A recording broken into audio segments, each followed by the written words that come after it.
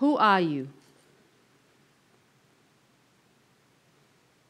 It sounds like such a simple question, doesn't it? So let me ask it again.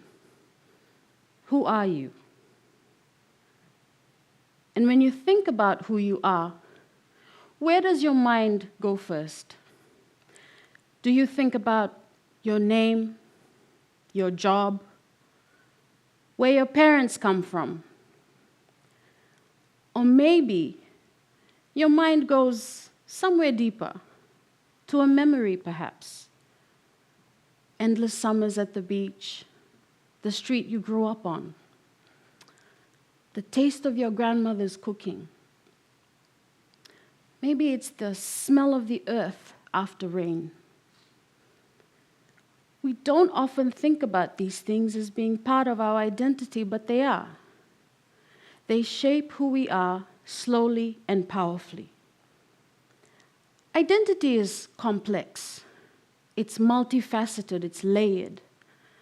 And if you're like me and have ever struggled to explain who you are, you'll know exactly what I mean. When I ask myself who I am, I don't have just one answer. I am a mother, I'm a sister, I'm a lawyer, I'm an academic, but I'm also Fijian. I am Tongan, I am European, and I'm Solomon Islander. Each of my identities carry their own unique story. From my Fijian and Tongan ancestry, I inherit stories of voyaging and resilience, of connection to land and sea. From my European ancestry, I inherit the history of colonization that shaped the Pacific. But it's my Solomon Islander heritage that carries a much heavier burden. My family line exists because of blackbirding. Not many know what blackbirding is because it's not often taught, not even in schools in the Pacific. But it was one of the darkest chapters in our region's history. It began in the mid-1800s when ships sailed through the Pacific Islands collecting labor for the sugar plantations. Some were coerced with promises of trade and adventure, some with education. Many were kidnapped outright. They were taken to the plantations in Queensland, Australia, and Fiji, where they cut cane in blistering heat while living under very harsh conditions. Few made it home, and those that did often found themselves abandoned on foreign shores, some killed by rival tribes. Historians estimate that more than 60,000 Pacific Islanders were taken to Australia alone. Their descendants, known today as the Australian South Sea Islanders, have had to fight for generations to be seen and recognized as a distinct community within Australia. Those taken to Fiji faced a different fate.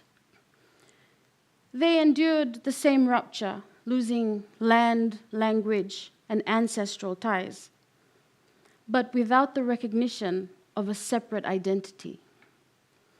Over time, survival for them has meant adapting to the indigenous Fijian way of life, and this created layered identities. Outwardly Fijian in culture, yet carrying faint traces of their Ni Vanuatu and Solomon Islander heritage in their bloodlines and memories. This rupture runs through generations. It's part of our collective story. And it reminds us that the Pacific has faced displacement before, forced by ships, forced by labor, forced by power. Today, we face another kind of displacement, not from men with chains, but from the rising seas.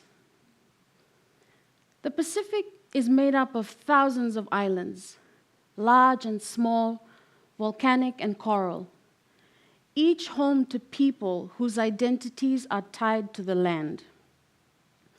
But land in the Pacific is not just property. It's history, it's law, it's spirituality, it's family. Land is identity. And climate change is slowly eroding this foundation. Rising seas are swallowing coastlines. Salt water is slowly creeping into gardens, poisoning taro patches. Stronger storms are flattening schools, homes, and churches. People are already beginning to move. In Fiji, the village of Vunindongoloa was one of the first to relocate inland.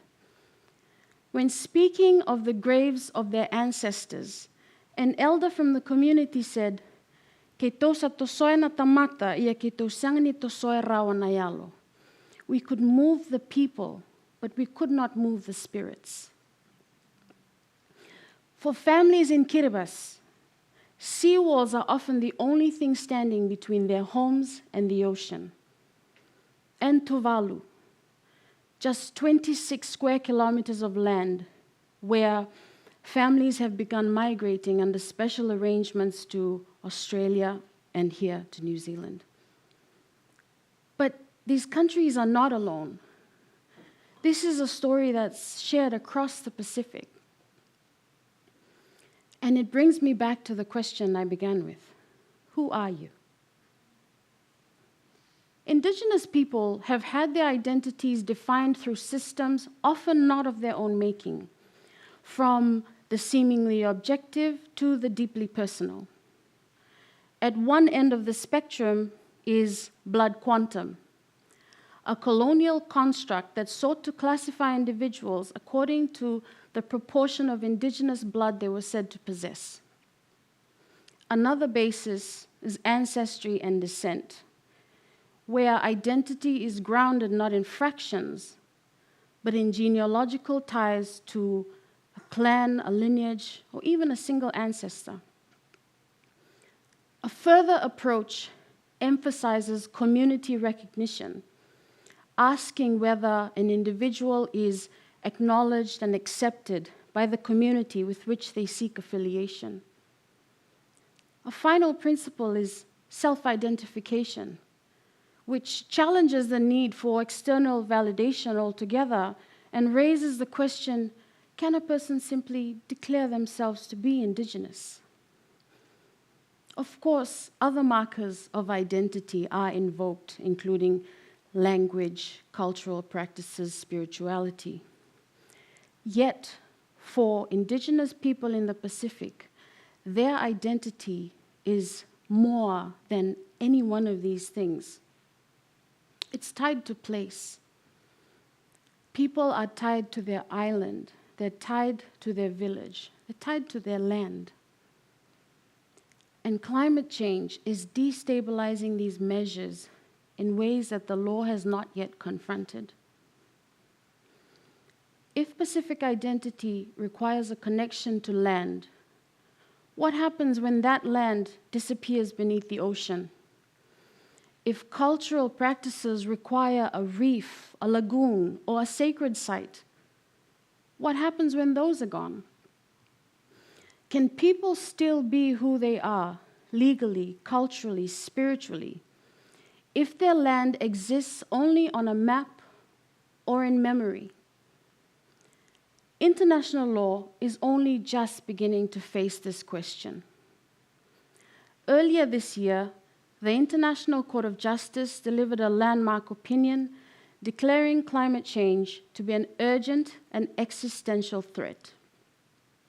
The court went further, confirming that states can be held legally accountable for the harms their greenhouse gas emissions cause to land and ecosystems.